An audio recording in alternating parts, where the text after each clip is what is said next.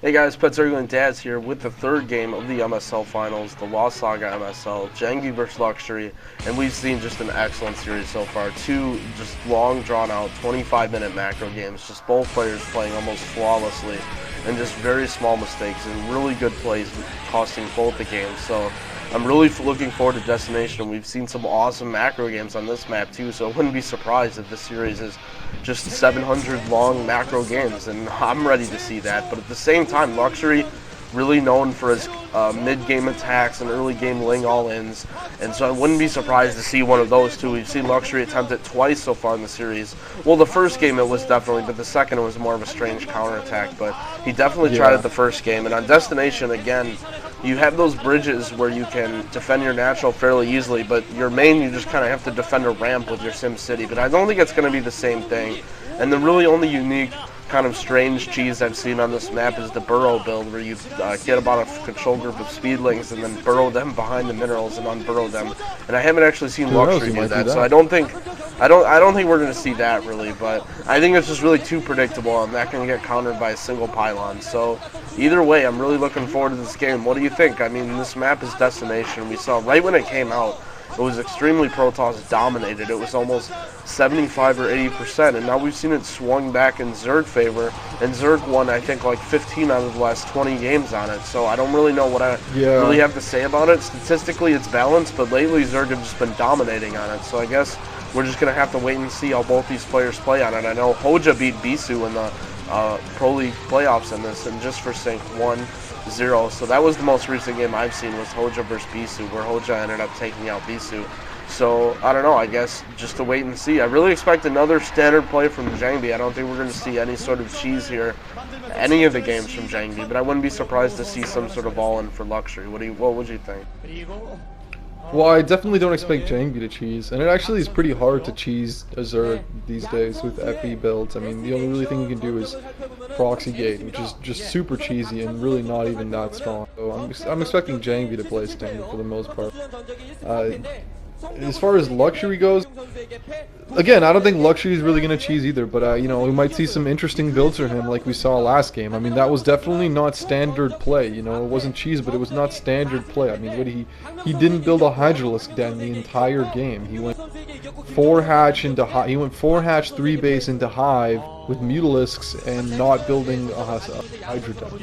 As far as the map is concerned, though, I think that what's made the difference in this map is once the Zerg started doing that 5-hatchery Mutalisks to Templar Stipe into Hydras, that build has really made a huge difference on this map, and it's been allowing Zergs to really dominate. It's really strong here.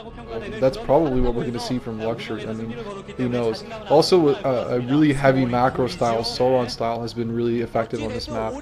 So, I mean, I think that's what made the difference on Destination, although I still would hesitate to call it a Zerg favored map, even though Zergs have been cleaning up lately.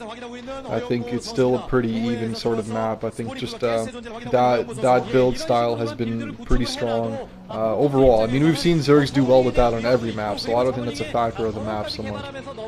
I don't think JangBi's going to have too much trouble dealing with it, though. I mean, he's just such a high level of player. He's not going to get phased by any kind of recent Zerg build. Luxury, again, going for a more aggressive early game. Luxury is like the last player I expect a 12-hatch almost. I mean, there he goes. Yeah, I think that was a 9-pool speed again. I think he built the Overlord, or I think he built the pool before the Overlord, although I didn't really see, but it looks like that's what he did, because the Overlord came out so late there. And the speed's going to go up right away. So again, Luxury is going to totally deny JangBi scouting. And JangBi actually sending a probe down all the way down to the bottom left here. I don't know what he's going to do with this. I don't know if he's just going to hide this for scouting purposes later or what. I mean, I don't imagine that that's what he's going to do, because he's not going to be able to get... I mean, it's going to take him so long to get the probe into that. He can't go through the back path. I mean, it's not like he can burrow and unburrow or something. I mean, he just can't get through that mineral patch. There's no way for him to do it. You can't even build you can't pylon pop that mineral patch because it's on a ramp. You can't build on ramps, obviously.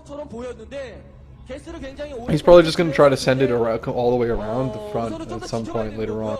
I mean, it's worth a probe. I mean, because if you do scout the Zerg's tech, if he does go for some kind of cheese, if he does go for a Hydralisk all-in or a 2-hatch Mutalisk or something, and you scout it, that's pretty much game over. You win the game. So it's almost worth, you know, sacrificing a probe just to even get a chance at scouting that. Because if you do scout it, you win immediately. Anyway, it is pretty difficult, I think, to sim city on this map. So look, we've got 4 probes out already. I don't know how safe that is. I don't know if I think that does block the left side completely. And if it does, then that's a good sim city, and JangBi's going to be okay. The Luxury has built a significant. Luxury's built a lot of Zerglings. He's going to go for the run by here. This is not something that we see too often at the pro level anymore. Oh, JangBi getting all those probes in there. Okay, JangBi's gonna. Wow, that's a lot of Zerglings that got in. Actually, this is really bad for JangBi. His pro positioning was not that great. He didn't get them all in, and there's 8 Zerglings in JangBi's base right now. I just think he totally didn't see this coming, because it's like something that pro gamers have been able to stop so well. We haven't even really seen Zergs attempted too much lately. But I mean, this is just really bad for JangBi. He's in a horrible position right now. He's gonna have to micro for his life, and he's gonna hope that JangBi falls asleep. He's gonna have to hope that Luxury falls asleep with his Zerglings a couple times, because otherwise there's no way he's gonna come out of this unscathed. The Luxury already putting down a 3rd hatchery at another base, so he's not relying on these Zerglings to win him the game. He's still playing really well. And, I mean, JangBi's been able to minimize the damage so far really well lately, but he still has to keep taking his probes off of minerals, and that's really hurting him. Hopefully he can start a cannon warping in his mineral line soon, and that's going to give him a break. It's going to give him something that, you know,